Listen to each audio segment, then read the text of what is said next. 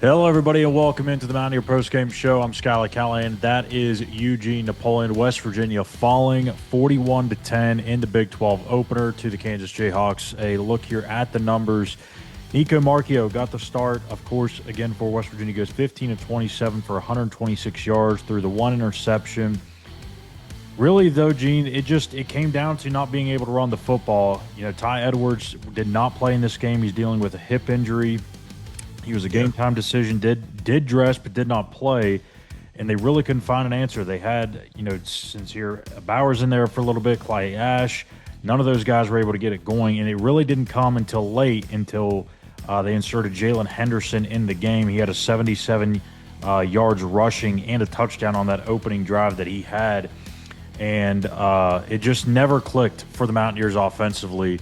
And we keep asking ourselves the same question, Gene, but it all comes back to this quarterback situation. And we could talk all the livelong day about the offensive line. It's bad.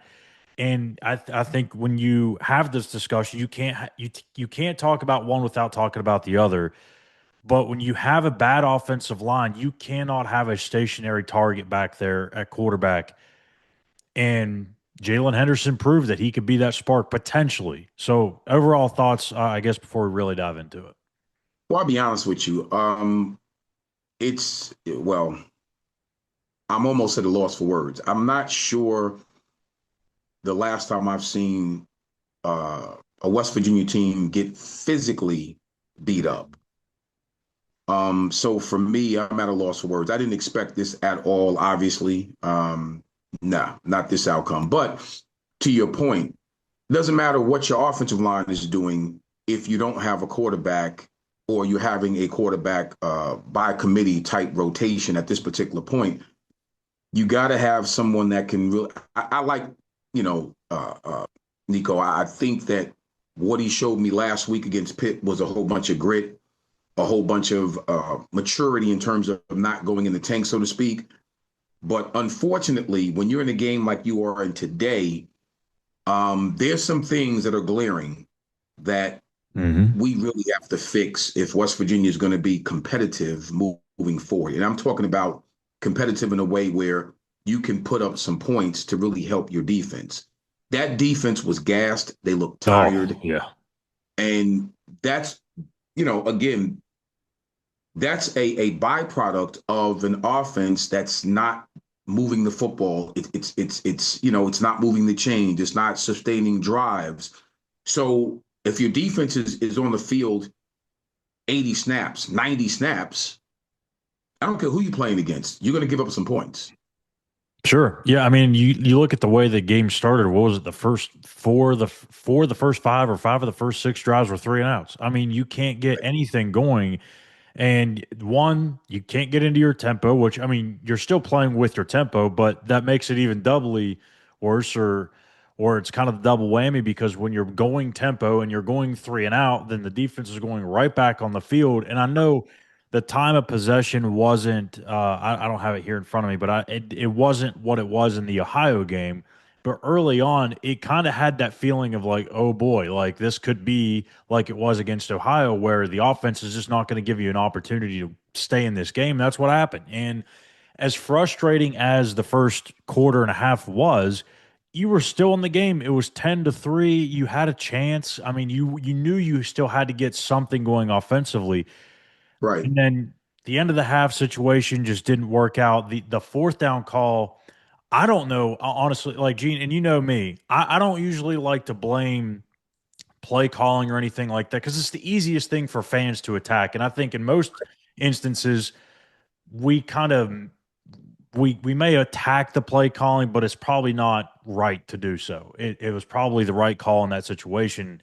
We all look back on it, hindsight's 2020. But in that play, it's 4th and 2, and you have 3 to 4 guys running downfield 20 yards. Sure. Just get to the sticks, man. Like, I don't understand why we're doing that when you have a leaky offensive line. It Yeah. just makes no sense. So you have that happen. Kansas obviously goes down and scores right before half. Then you get the kickoff to open up the second half, and it was downhill from there. But defensively, I mean, it was clearly this group's worst performance. But like you said, when you play that many snaps, when you're back on the field as much as you are, what do you expect? I mean, that was a really bad performance against the run. They gave up over 240 yards. I saw a lot of missed tackles. That one touchdown run, I believe, that made it 41-10. There was 4 missed tackles on that play alone. Right. Defensively, what did you see in this game that you take out as a major concern, and do you feel like this could be a problem moving forward? Well, I think honestly, once again, the defense cannot be on the field for that amount of the game. I'm sorry, which Yeah. means the offense has to figure it out. They have to help the defense. Now, with that being said, at the end of the day, we didn't look good in any phase of the defense. In the passing game, we didn't look good. Tackling, we did not look good. In the run game, we did not look good. Run Special teams fit, coverage too. special team, run fit, meaning that you got to get off the Yikes. blocks. In the run get, you got to get off the blocks to make the play, to make the tackle. You have to see what's going on. This is the first time that I've seen in the secondary. It seemed like there were certain plays where they were not on the same page. Yeah, And there it's was just definitely some miscommunication. a lot of miscommunication. And thank God that Daniels did not hit those spots. He overthrew 3 or quite a bit of 4 of them. receivers that were wide open. So, and again, unfortunately, with Fred Perry being ejected, from the Yep. game with the targeting situation, so that hurt because again, he's a good communicator back there. He kind of keeps everything together. With him not being in the game, that's a glaring hole, obviously. And I got to give, the Kansas offensive coordinator a lot of credit because he took advantage of that. But we have a lot to fix. We have a lot to fix. Now going to the offensive side again, because I think that's obviously where the trouble really is. And I've been meaning to ask you this question because of the whole running back situation. I wanted to wait to see how this game would play out in terms of the division of labor, and we saw it today with Ty Edwards out. They still leaned on Clay Ash at the start, and then that didn't really work. He had 7 carries, 12 yards. Then they tried Sincere Bowers, and it still really wasn't there. They got Dior Hubbard some touches late in the game. They got Tyler Jacklich in there. Gene, I don't know what to think about this running back group because, I mean, back in June and July, I mean, we were sitting here thinking it's a great shape, but that was also when you thought you had a healthy Jaheim White. You had Jalen Knighton, who's no longer a part of this team. You had Ty Right. Edwards, but who was out. So you're kind of getting deep into that running back group. But what does it say about this running back room when Clay Ash is the guy they keep throwing out there and he's not getting the job done? Is it time to sound the alarm for that group? Well, I'm gonna be honest with you. And again, here's the gut check. Okay. Here's a gut check for a lot of reasons. You have to look in the mirror. Again, this goes all the way down to each player. This goes down to each position coach. This goes down to the coordinators and Rich himself. So if you're analyzing your talent, and we're specifically talking about the running back room, you have to be honest with what you have. Now, if you're telling me that on that roster and on that depth chart, that this young man is what you have and he's better than everybody else in that room, and that's why he continues to get the opportunity, honestly, then that's more of a recruiting issue than anything else. Yeah. Because that room is a room where you definitely need quality depth, not just numbers, quality depth. So now that begs to differ. What are we missing where if that's who you're leaning on, and no disrespect to this young man at all, but I'm just answering a question, then either there was a miss in the recruiting process or whatever the evaluation of talent in that particular room, we may have missed it because you go down from your top 2 to 3 backs. I get it, and that's why the depth in that room in any position, but we're talking about the running backs now, is so important and so crucial. Your 1, 2, and 3, to be completely honest with you, should be so similar where there's not a tail off of talent and skill when you go from 1, 2, or possibly 3 at this level I'm talking about. At this level. Especially 2 and 3, there shouldn't be much difference. No. And usually, to be honest with you, it's not. Usually. Yeah. But this is a glaring problem.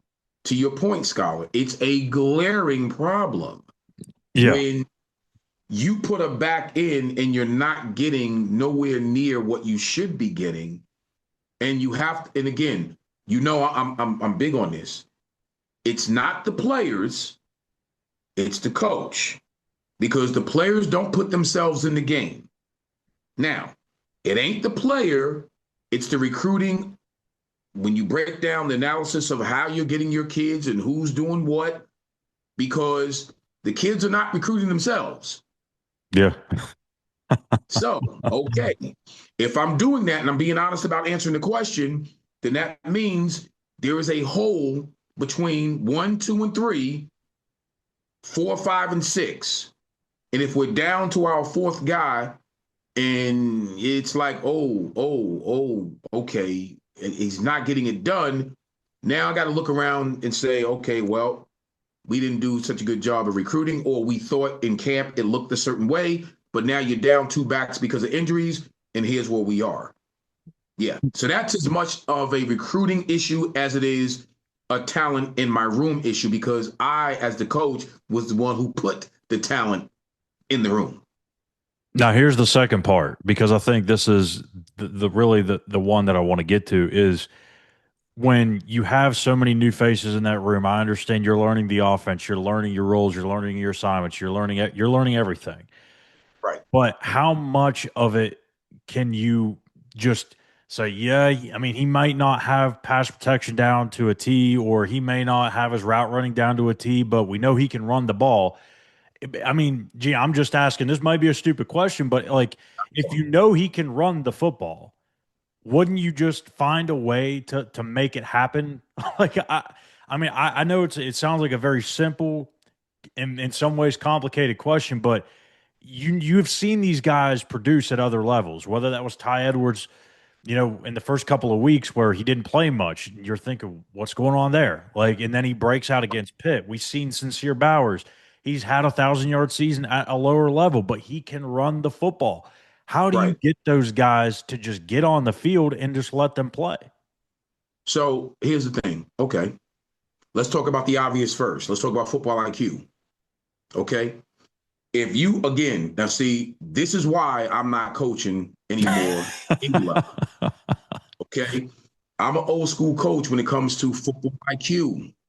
Yeah. Football IQ. All right. I need a guy that I know is going to know his ish. All right. And that's going to be on me to make sure he knows his ish. So therefore, when I plug him in play, I'm not worried about missed pass protection, missing a block. If I need him in the pass game, we're going to order at the line of scrimmage. He knows exactly what he's supposed to do. And that's running back 1, 2, 3, or 4. So it's a Football, trust thing that is clearly lacking right now. football IQ, that's 1. 2, if I know I got a back that can really tote that thing, okay, and that's all he can do, 9 times out of 10, I'm going to be honest with you now, he may not be my back. Because if you can't do the other things collectively that I need you to do in my offense, I don't need you to be one-dimensional. Yeah. Because in a game like this, that becomes problematic, Schuyler, because it's a glaring issue. If I am down to my 4th back and all he can do is run and he doesn't know the pass protection, he doesn't know any audibles, he doesn't know, it's like, oh my God, now that means when I put him in, I got to shrink my playbook. Yeah, exactly. You're down to like maybe this many lines on the call sheet. So now that becomes a problem. And again, I that's on the coach, because I'm not going to recruit a kid that if I'm in a game like this or a close game like last week against Pitt, those guys played wonderfully under pressure, right? Yeah. I expected them to come in today and play probably as close to the intensity of Pitt. I expected that today. And when it didn't happen, now I start thinking about other things. I played in games like this where you win a big game one week, and then all of a sudden the It emotional was the high of that classical game. setback. Right. But once again, at a given point, everybody to a whole with a game like this, there's a lot more ball left. Let's be clear. All right. This is the fourth game of the season. Let's not let's look. Breathe. Let's breathe. Let's just breathe a little bit. Let's breathe, okay? But my point is this alarming? It is alarming because every team in the Big 12, they're capable of beating any other team in the Big 12. That's the one good thing I like. I'm looking at all the other Big 12 teams, and let me tell you something. They're balling. The They're schedule's balling. only going to get tougher from here. So it's only going to get tougher. So in lieu, we really have to start to fix some things that are glaring issues. And I think it's going to have to start next week. Well, it's going to have to start, honestly, tomorrow when you break down the film. Exactly. You start to ask players, are we ready for this? Because I'm going to grind you. Coaching staff, hey, are you guys ready for this? This is Rich, the head coach, saying, because I'm going to grind you, and I'm going to go home and I'm going to grind myself as well. Could I get better at certain calls? Yes. Could I get better with time management? Yes. Could I get better with making sure everybody's on the same page? Yes. Because that's where it starts, from the header all the way down. Yeah, I agree. And look, like I've tried to talk about a million times, and I think every time I talk about it, I either confuse more people with my stance on it or they're just not understanding what I'm trying to say. But the quarterback situation, again, you cannot have a pocket passer if there is no pocket. And Right. I'm not saying Nico can't be successful. I've said it many times on this show and on this channel. He can be successful in this offense if he just has average offensive line play. Just average. Gene, the last two drives against Pitt, it wasn't elite pass protection. It wasn't like he had 8 seconds to throw back there. He just had enough time to get through his reads, make the right decision, and throw the football. That's all he needs. He can be that. He can be successful and efficient. But when it's not there, that's it. It's over with. The offense has zero chance. So that's where I keep coming back to. I'm not trying to make this a knock on Nico. It's just, it is what it is. He is his type of playing style is completely different from Jalen Henderson and Scotty Fox and Yeah. everybody else in that room. If the offensive line does not improve, it's not going to work with Nico. It's not. No matter how accurate he is, no matter how good he is with his reads, it's just not going to work because if something gets covered up, the play's dead. It's over with. We Yeah. saw that 2 weeks ago against Ohio. We saw it for the most part against Pitt. You saw it again today. So Right. there's a theme developing here. So I don't know if that means Jalen Henderson starts next week. I don't know if it means there's more of a 50-50 split. I don't know. But last thing before we get out of here, we now that we're a third of the way through the season, we've seen the blowout that you should expect against Robert Morris. You've seen the letdown at Ohio. Then you saw the bounce back where there was some tough and grit shown. And then you had the ultimate letdown, which everybody in America was thinking, yes, this is a terrible situation for West Virginia. Kansas is coming off a loss, off a bye, off a loss to their rival. West Virginia's coming off a emotional win to their rival. And you and I both said it on the Walk Thru GameDay Show. If you just look at it on paper, those two teams, West Virginia and Kansas, they are not 31-point difference, in my opinion.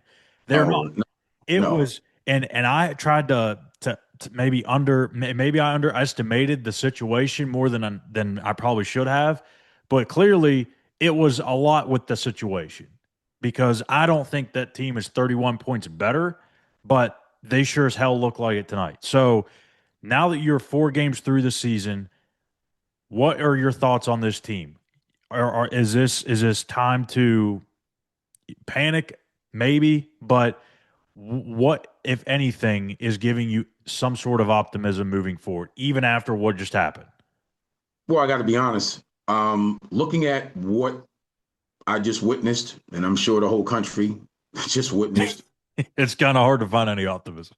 Well, knowing Rich the way I know Rich, I'm sure this is going to really agonize him and really get him to start thinking, I got to fix this and I got to fix this now. So I'll say this: it's still a long season. There's a lot of football to be played.